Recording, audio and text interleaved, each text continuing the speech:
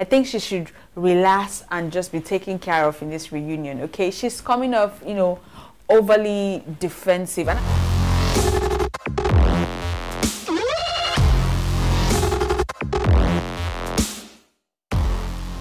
welcome to Showbiz Patrol. What is up, you guys? My name is Lady A for Anika, back here on a Friday to give you guys a Showbiz Patrol weekday rundown. Now we're going to cover everything that has happened in show business from Monday till today, Friday. So let's take a look at what's been happening.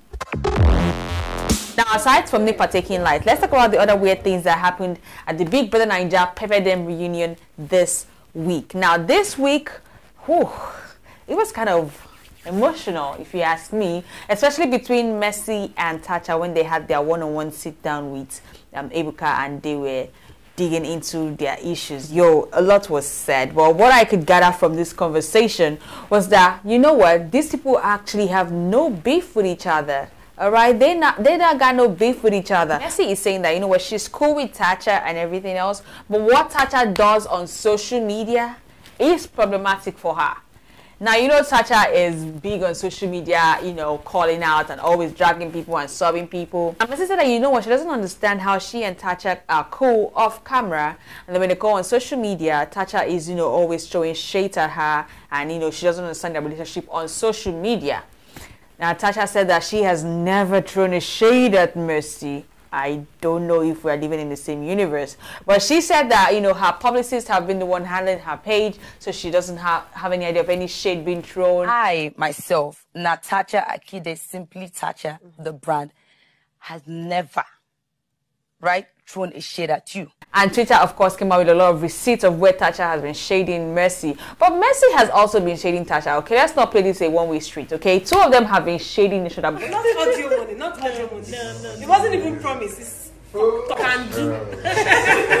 Mercy, you two, you're not innocent, darling. You have also been throwing some shade. So both of them have been rightfully shading each other. But apparently behind the scenes, they have been having conversations and someone has been in the mix of it all, which is Ubi Franklin. Now, Ubi Franklin was said to have called both of them for a peace treaty. And without Mercy's knowledge, Tacha and Ubi recorded the phone call.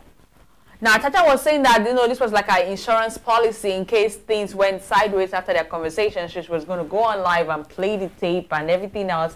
And I'm just like, you know what, the whole thing felt messy, especially, pun intended. The whole thing really did feel messy. It felt like, you know what, one party just wanted to come off cool on social media to be as the other party. Right? The other party say, you know what, I really like you, so let's be friends on a real outside of social media.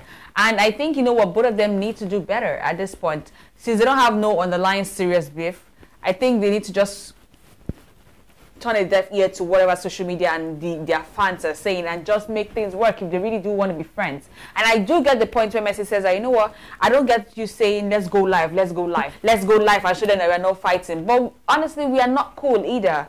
So why are we going live? That's like some PR stunt. So I really did get where Mercy is coming from. I think we can do this outside the camera, where I will feel you. I'll know that you really mean what you are saying and that you are not doing all this thing because of all these cameras around us. Diane was sitting and I said, hey, Diane, like, how are you? She had her hands folded.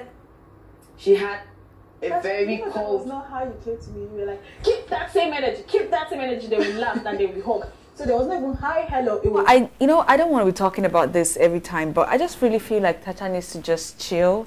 I think she should relax and just be taken care of in this reunion, okay? She's coming off, you know, overly defensive. And I like her decorum sometimes. But I feel like she needs to relax. Honestly, she needs to not be so defensive. She needs to let her emotions show sometimes instead of resorting to cheap, you know, jabs. Especially what happened between she and Sheyi. Now, the next episode, she and Sheyi were going into whatever happened to their shisha ship.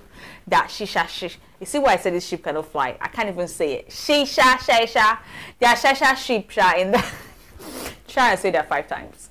Their Shasha ship did not sail in the house. So we're trying to figure out what was happening. And the whole thing just resulted into some petty name calling.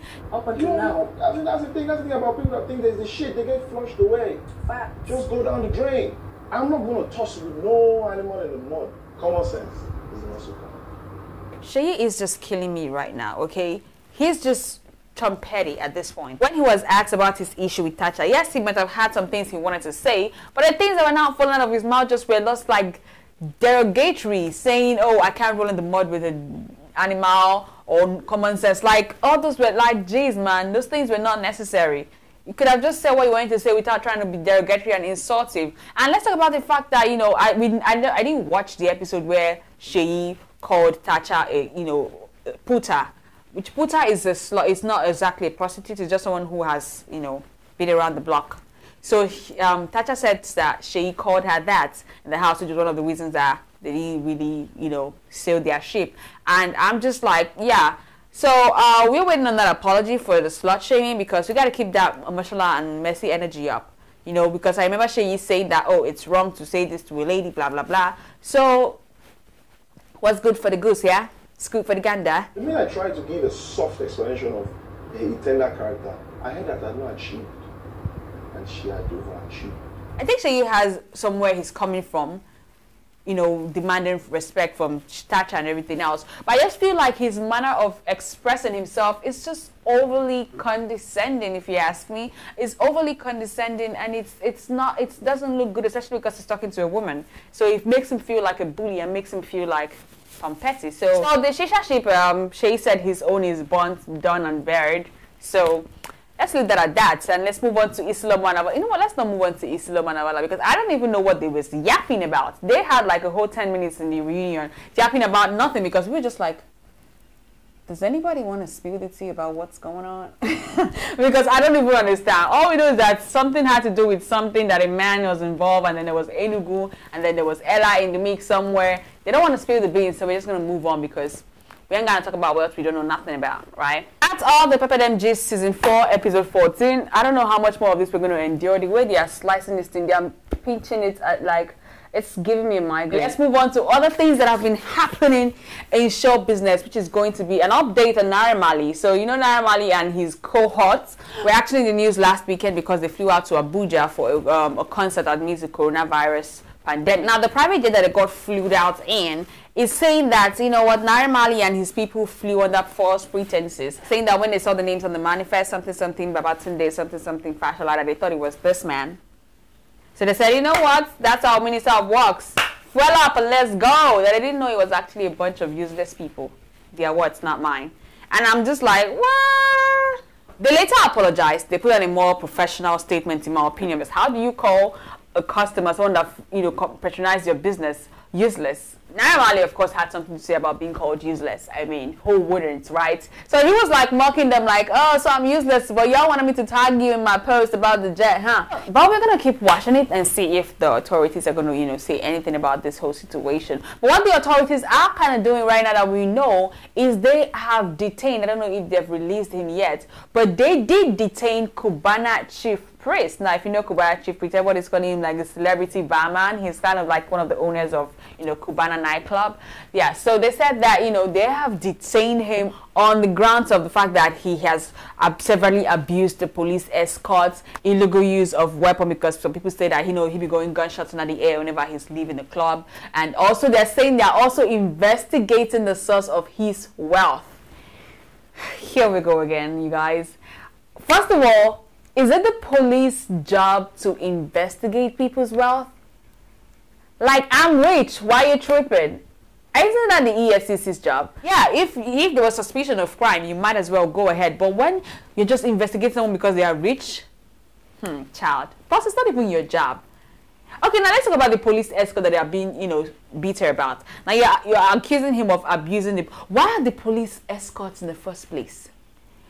I don't think the police should be escort to a non-government official. Honestly, because it's beginning to look like you have privatized the police and they're just like police for hire at this point. If you want someone to escort you and guarantee safety, employ bodyguards or secure. Even in the US, you don't see, Kim Kardashian doesn't have a police escort. Beyonce doesn't have a police escort. They hire bodyguards from security companies. Why are you turning our army, our military, and our police into your glorified escort? And that's why someone who is supposed to be maintaining law and order will be opening the door for you to come down from your car or holding fan for you on your sets. I would never understand that. If you need a security guard, go to private company and get bouncers, get security men. So I think that should even be abolished. They shouldn't allow police officers to be police escorts. What is that? Let's move on to Dbanj and an update on his rape case. Now, you know, Dbanj, the singer, has been accused of rape by a lady, and this case has actually gone into the legal systems. Lawyers have been called up, cases have been filed. Dbanj actually even suing the lady on defamation of character. He was suing her for 100 million. Now, it was said that Dbanj's team actually forced her into releasing a statement saying that, you know what, she's letting this whole thing go, and in some way she was kind of even promoting Dbanj's new song, and everybody was like, no freaking way. Again, another post came out and the girl said that I wasn't arrested. There was also a lot of contradicting tweets from the girl, which led a lot of people to say that this girl was actually being manipulated or threatened or intimidated by, you know, Dbanj's legal team. Actress Miss DSF seems to be our lady on the inside. She's giving us all the scoop, saying that actually the girl got arrested and was thrown in jail, and then that Dbanj was saying that he has paid his lawyer 25 million and that there's no way he's going to lose this case. Just basically intimidating the girl because the girl has no one to fight for her. And I don't know if this is true. We've not heard anything from the girl per se. We've not even seen her face or her said anything about it yet. So I'm just going to take all of this with a pinch of salt until I see her come out and say, yes, this is what happened to me, because it's a whole them say, he say, she say. But if it is true, this is really, it does not look good for Dbanj. It doesn't make him look innocent. It just makes him look like he's intimidating the girl with his money and power, and that is a guilty as charged for me, if you ask me. But nobody asked me. Well, other celebrities are also chiming in. Don Jazzy was saying his mind. Tiwa too was also saying her own mind with Dominic. Even Timini has gone ahead to already cancel Dbanj. Whoever is guilty in this case gets the fullest extent of the law, and that justice prevail. Not money, not connection, not fame, but justice. That's where I'm going to leave that situation. Let's move on to another sad situation, which is the passing of radio's legend, Dan Foster. I am Dan Foster. That's right. The Nigerian African-American that just came back to Africa for the last, 9 years? I'm here. And ladies and gentlemen, it is about that time. Dan Foster, who is one of the legendary voices on radio, has actually passed away from COVID-19. So in case you're still out there thinking that this COVID-19 is a film trick or something, it's real. People are dying. Exodus is actually even still battling with it right now. A lot of people are actually battling this disease. Maybe some are not as severe as the others, but this is real. So please stay safe. Take all the necessary precautions, all the safety measures, and just take care of yourself, because you never know if your system is strong enough to battle this. So let's not even try it. Let's not even test. Let's not even find out. So please stay safe, okay? And I just really pray that we are closer to the end of this pandemic than the beginning, because you know we're funny. But I know what we are in the beginning of: the annual Lekki flooding. Yes, it's now o'clock. So Lekki residents, please locate the nearest ark.